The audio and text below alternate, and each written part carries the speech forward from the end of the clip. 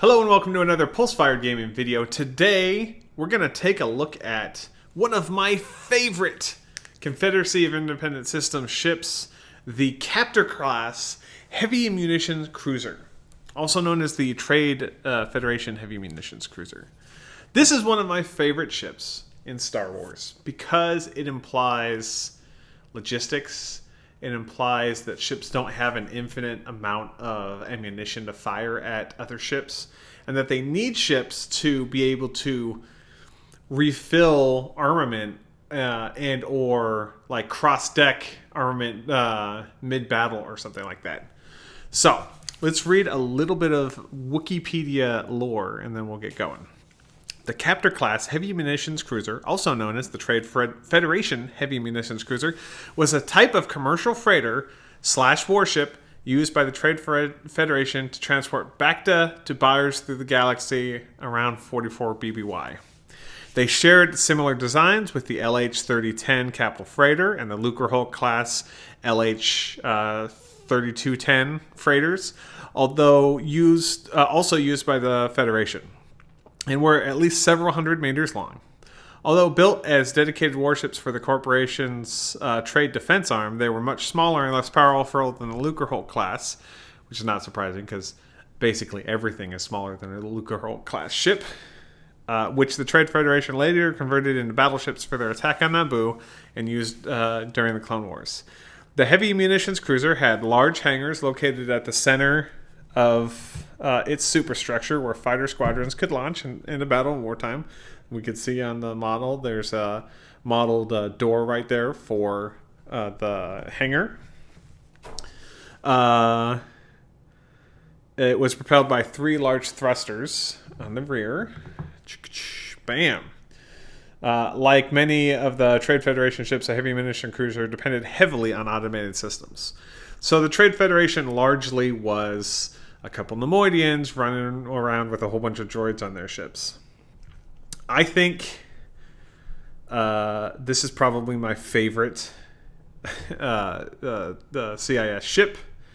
I did this one kind of trying to capture that general Clone Wars theme, and then this one is just gray with some panel lining on it. Okay. There's history that we're not going to go into because I don't know. The history's all made up anyway. But let's talk about where this ship comes from.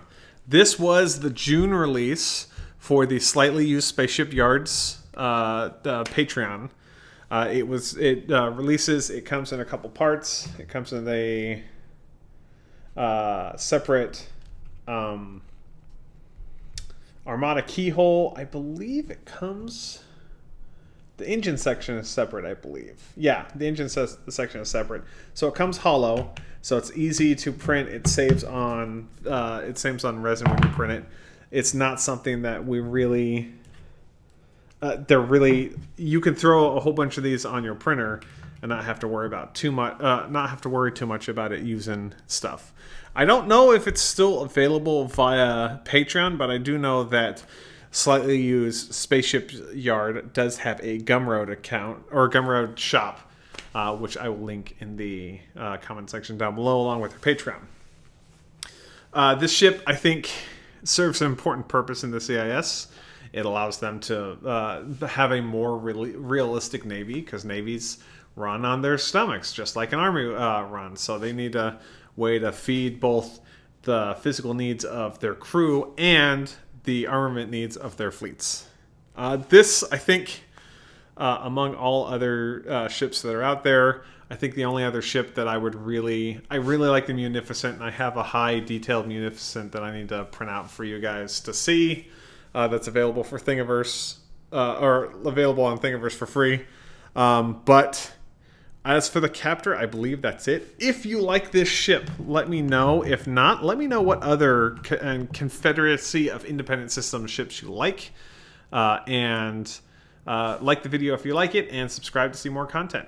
Our next big video that we're going to produce is from the July release for O'Neill Creations, and that will have our first giveaway, and there will be details in there. Thank you very much for watching, and have a great day.